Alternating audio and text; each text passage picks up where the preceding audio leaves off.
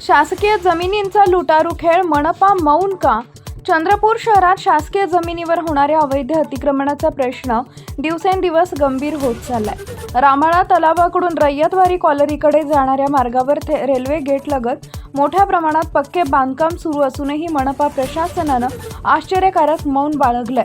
स्थानिक नागरिकांनी वारंवार तक्रारी करूनही कोणतीही ठोस कारवाई होत नसल्यानं प्रशासनाच्या भूमिकेवर प्रश्नचिन्ह निर्माण झालंय। मनपा आयुक्त, झोन अधिकारी आणि अतिक्रमण विभागाचे कर्मचारी केवळ औपचारिक पाहणी करून माघारी फिरतात, मात्र अतिक्रमण हटवण्याची ठोस कृती दिसत नाही। याउलट राजकीय पाठबळ असलेल्या अतिक्रमणधारकांना अप्रत्यक्ष संरक्षण मिळत असल्याची भावना नागरिकांमध्ये तीव्र होतीये। ही बाब केवळ प्रशासनाची निष्क्रियता नसून कायद्याच्या अंमलबजावणीवरच संशय निर्माण करणारी आहे। शासकीय जमिनी या जनतेच्या मालकीच्या असतात, त्यावर बेकायदेशीर बांधकाम होणं म्हणजे सार्वजनिक हक्कांवर सरळ अतिक्रमण होय।